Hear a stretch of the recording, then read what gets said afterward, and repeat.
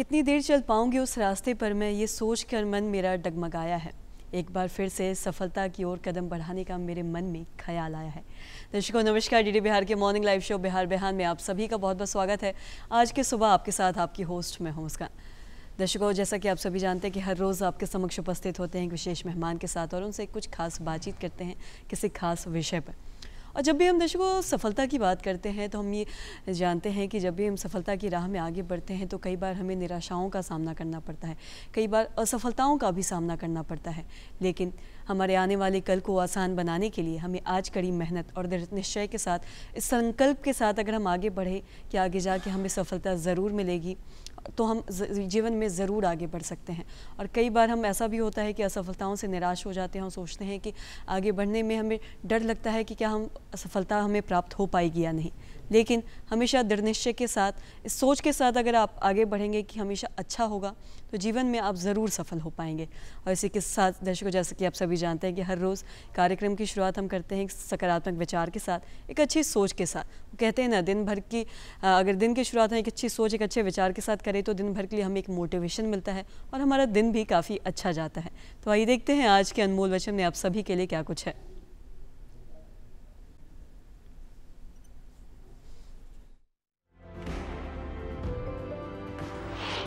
हमें ऐसी शिक्षा चाहिए जिससे चरित्र का निर्माण हो, मन की शक्ति बढ़े, बुद्धि का विकास हो और मनुष्य अपने पैर पर खड़ा हो सके। स्वामी विवेकानंद। आपको बता दें कि आज स्टूडियो में हमारे साथ मौजूद है अरुण कुमार भगत। ये ऑनरेबल मेंबर हैं बीपीएससी के और साथ ही साथ आपको बता दें कि ये महात्मा गांधी केंद्रीय विश्वविद्यालय में अध्यक्ष रह चुके हैं और साथ ही साथ इनकी 28 से ज़्यादा पुस्तकें भी प्रकाशित हो चुकी है। सर बहुत बहुत स्वागत है आपका हमारे इस खास कार्यक्रम में। धन्यवाद। सर हम ये भी जानते हैं कि आप महात्मा गांधी केंद्रीय विश्वविद्यालय के अध्यक्ष भी रह चुके हैं और हम जब भी बात पत्रकारिता की करें तो कहीं ना कहीं हम सभी जानते हैं कि ये एक मुख्य माध्यम है सूचना, ज्ञान और लोगों के बीच जागरूकता फैलाने का। इसके बिना ये बिल्कुल ही ज़्यादा मतलब अगर हम बात करें तो कहीं ना कहीं इसके बिना ये एक मुख्य माध्यम तो है ही, साथ ही साथ इसके बिना, इसके प्रदर्शिता के बिना कुछ भी समाज में बनाए रखना बड़ा ही मुश्किल है। तो इस पर आप क्या कुछ कहना चाहेंगे? पत्रकारिता समाज जीवन की धड़कन है जिससे उसकी जीवंतता और प्राणवत्ता का बोध होता है। यही धड़कन जब समय के सत्य के रूप में अक्षरित होता है तो वो पत्रकारिता के नाम से जाना जाता है। पूर्व पाषाण काल से लेकर और अब तक मानव ने जितनी भी उपलब्धियां समर्जित की हैं उसमें पत्रकारिता का विशेष योगदान है। पत्रकारिता सत्यम शिवम सुंदरम की अभिव्यक्ति है। समाज जीवन में घटने वाली हर घटना के पीछे की प्रकृति, प्रवृत्ति और मनोवृत्ति का रहस्योद्घाटन वस्तुतः पत्रकारिता के माध्यम से ही होता है। इसलिए पत्रकारिता की बड़ी महत्ता है। किसी समाज को अगर जानना है तो बगैर पत्रकारिता को जाने, उस समय की पत्रकारिता को जाने समाज को नहीं जाना जा सकता है। आज से 100 साल पहले समाज जीवन कैसा था यह अगर जानना हो तो उस समय की पत्रकारिता को जाना जाता है। पत्रकारिता के माध्यम से ही समाज में घटने वाली हर घटना के पीछे की जो स्थिति है उसका समग्र मूल्यांकन किया जाता है। पत्रकारिता को भी समाज जीवन का दर्पण कहा गया है। इसलिए पत्रकारिता में समाज के जो भी तथ्य और तत्व हैं वो सारे उभर कर सामने आने चाहिए। समाज जीवन में नकारात्मक प्रवृत्तियां भी होती है, सकारात्मक प्रवृत्तियां भी होती है। समाज जीवन का शुक्ल पक्ष भी है, समाज जीवन का कृष्ण पक्ष भी है।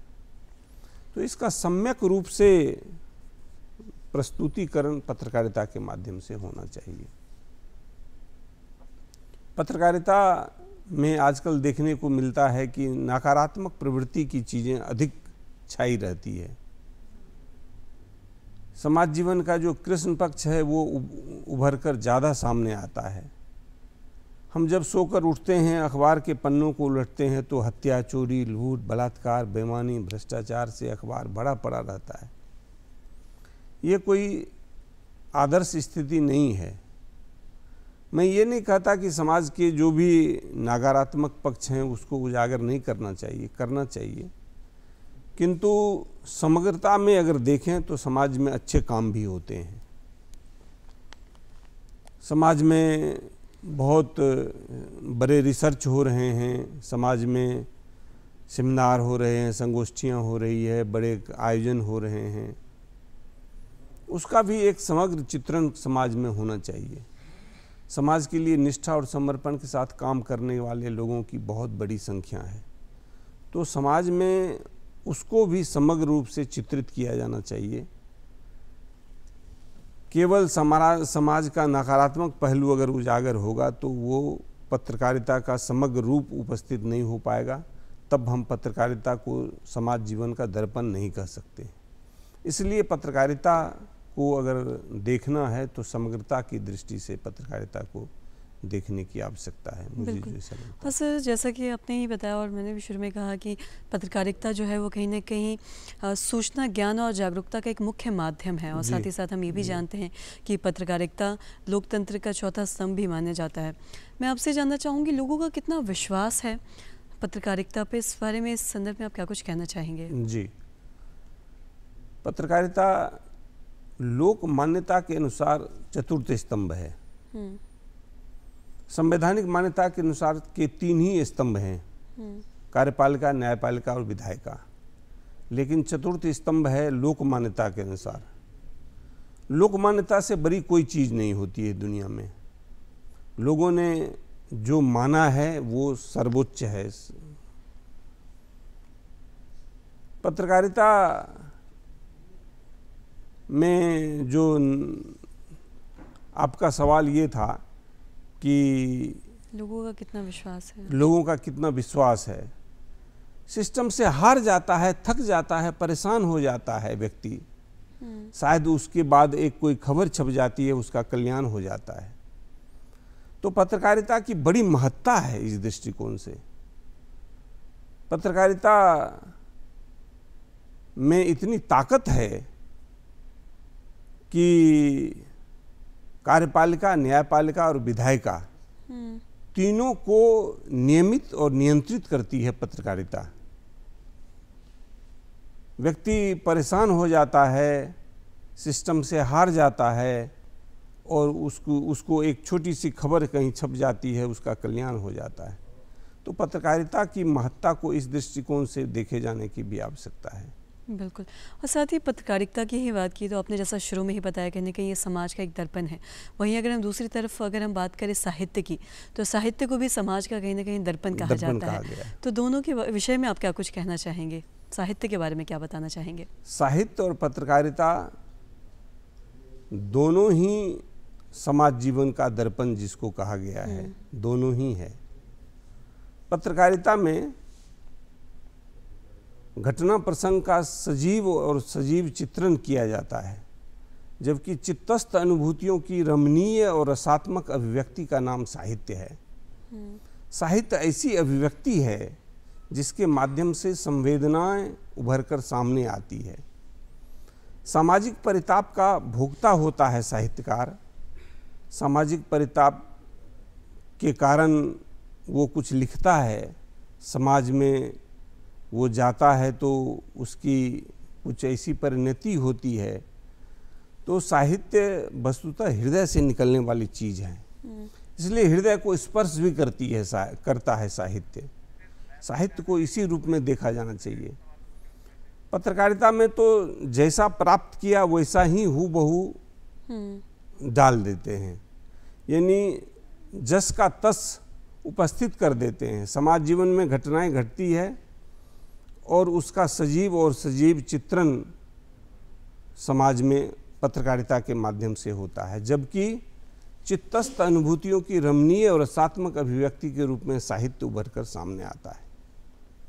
तो साहित्य और पत्रकारिता दोनों में अन्योन्याश्रय संबंध है, दोनों एक दूसरे के पूरक हैं और दोनों के माध्यम से, पत्रकारिता और साहित्य के माध्यम से समाज का समग्र विकास होता है, चेतना जागृत होती है और समाज में एक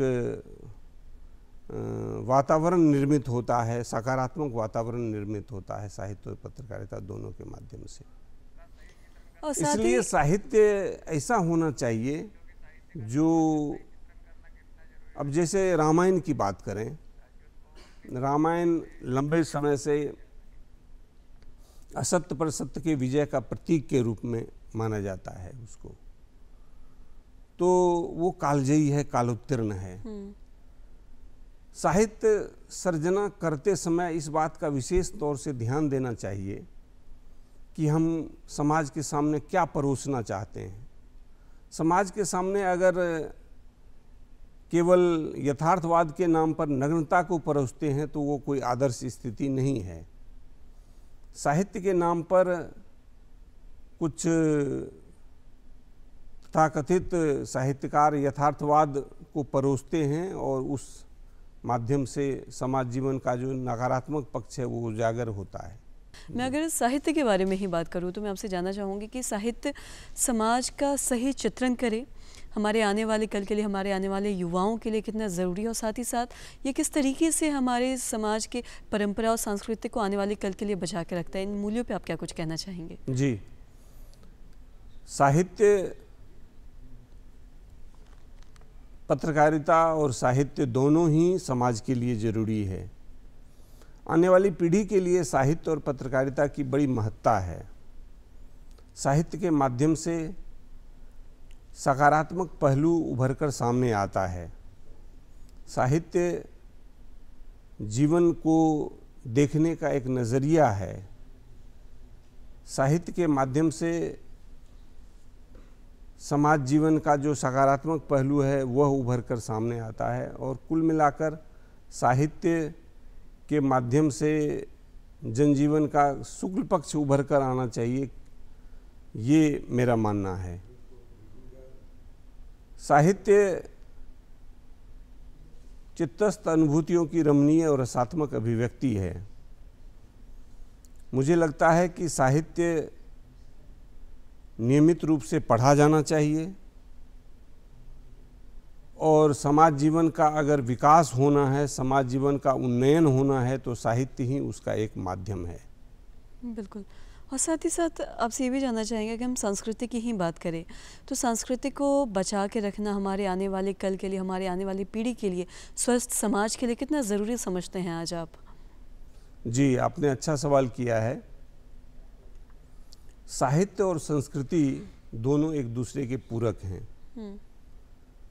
साहित्य में भारत की सभ्यता, संस्कृति, चिंतन, दर्शन, परंपरा इत्यादि का रेखांकन होता है, अक्षरण होता है, अक्षरित होता है।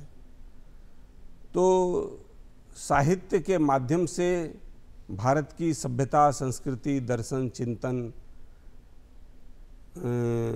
निश्चित रूप से एक बड़े पैमाने पर अक्षरित हो रहा है। समाज जीवन का जो सकारात्मक पहलू है वह उभर कर सामने आता है। जी जी। और साथ ही सर हम ये भी जानते हैं कि आपकी 28 से ज़्यादा पुस्तकें हैं जो प्रकाशित भी हुई हैं। आप ऑनरेबल मेंबर हैं बीपीएससी के। जी। और साथ ही साथ पत्रकारिता से भी आपका एक जुड़ाव रहा है जी। तो इस विषय में कुछ बताना चाहेंगे? अभी एक मेरी पुस्तक आई है जी, पत्रकारिता, सृजनात्मक लेखन और रचना प्रक्रिया। इसमें हमने पत्रकारिता के विविध आयामों के बारे में उल्लेख किया है, और इस पुस्तक को मध्य प्रदेश साहित्य अकादमी ने आचार्य रामचंद्र शुक्ल अखिल भारतीय सम्मान से भी अलंकृत किया है। यह पुस्तक पत्रकारिता के विविध आयामों को अक्षरित करने वाली पुस्तक है। फीचर कैसे लिखते हैं, आलेख कैसे लिखते हैं, रिपोर्टाज, संस्मरण, व्यंग्य, संपादकीय, रेखा चित्र इत्यादि का वर्णन उसमें किया गया है। कुल मिलाकर यह समालोचनात्मक पुस्तक है, और सैद्धांतिक समालोचना की पुस्तक के माध्यम से कैसे पत्रकारिता समाज जीवन के लिए उपयोगी है और पत्रकारिता की विविध विधाएं क्या है, उसका उल्लेख किया गया है। कथेतर गद्य जो है वो लोग लिखते हैं और उसको कई बार पता नहीं चल पाता है कि आर्टिकल और फीचर में अंतर क्या है। तो पहली बार मैंने उसके सिद्धांतों का निरूपण किया है और यह पुस्तक अभी हाल में ही प्रकाशित हुई है। इस पुस्तक के माध्यम से पत्रकार, जो नवोदित पत्रकार हैं, जो पत्रकारिता के क्षेत्र में आ रहे हैं, उसके लिए यह पुस्तक महत्वपूर्ण है। और यह पुस्तक ऐसे लोगों के लिए भी महत्वपूर्ण है जो पत्रकारिता का अध्यापन कर रहे हैं, साहित्य का अध्यापन कर रहे हैं। ऐसे लोगों के लिए भी यह पुस्तक महत्वपूर्ण है, जरूरी है। जी, और साथ ही अगर हम भारतीय संस्कृति की ही बात करें तो इसका प्राकृतिक मूल्यों से कितना जुड़ाव है और कितना ज़रूरी है ये आज हमारे लिए, इस पर आप क्या कुछ कहना चाहेंगे? और उनके मूल्यों और उनकी गहराई के बारे में अगर हम बातचीत करें तो कितना ज़रूरी समझते हैं आप? पत्रकारिता और साहित्य समाज जीवन के मूल्य हैं। समाज जीवन का मूल्य संरक्षित होता है, सुरक्षित रहता है पत्रकारिता और साहित्य के माध्यम से। समाज जीवन में घटनाएं घटती है, बेटी के हाथ में अनार फूट जाता है तो कविता अपने आप उभर कर सामने आ जाती है। सर, बात हम संस्कृति की कर रहे हैं तो मैं आपसे जानना चाहूँगी, भारतीय संस्कृति में जो हमारे प्राकृतिक मूल्यों का जुड़ाव क्या है, क्या इन मूल्यों पे आप क्या कुछ कहना चाहेंगे? जी, आपका सवाल है कि मूल्य जो है उसका संस्कृति से क्या जुड़ाव है? जी, प्राकृतिक मूल्यों से। प्राकृतिक मूल्यों से। प्राकृतिक मूल्य जो है वो अभिव्यक्ति का ऐसा माध्यम है जिसके माध्यम से समाज सुरक्षित रहता है, समाज संरक्षित रहता है। जीवन के उतार चढ़ाव के बीच व्यक्ति अनेक कठिनाइयों से का सामना करता है और उस बीच में जो जीवन के मूल्य हैं वो व्यक्ति को एक आदर्श स्थापित करने के लिए मददगार साबित होता है। मुझे लगता है कि जीवन के जो मूल्य हैं वो उदात्त हैं। जीवन के जो मूल्य हैं वो व्यक्ति को आदर्श की स्थापना में मदद करता है। जीवन के जो मूल्य हैं वो व्यक्ति को उच्चादर्श प्रदान करता है। इस दृष्टिकोण से जीवन के मूल्य बड़े महत्वपूर्ण हैं और वो साहित्य और पत्रकारिता में सुरक्षित और संरक्षित रहता है। बिल्कुल सर, बिल्कुल। और साथ ही सर, आप हमारे इस कार्यक्रम में आए, अपना कीमती वक्त आपने दिया, इसके लिए सर तहे दिल से शुक्रिया। आपने जो तमाम चीज़ें जो बताई, अगर हम बात पत्रकारिता की ही करें, अगर हम बात साहित्य की करें, तो हम सभी जानते हैं कि कहीं ना कहीं ये सूचना, ज्ञान और जागरूकता का एक बहुत बड़ा माध्यम और समाज का एक बहुत बड़ा दर्पण भी है और लोगों का कहीं ना कहीं इस पर पत्रकारिता पर एक विश्वास भी है और साहित्य पर भी। सर, आपने जो तमाम जानकारी, इसके लिए तहे दिल से आपका सर शुक्रिया। धन्यवाद, नमस्कार।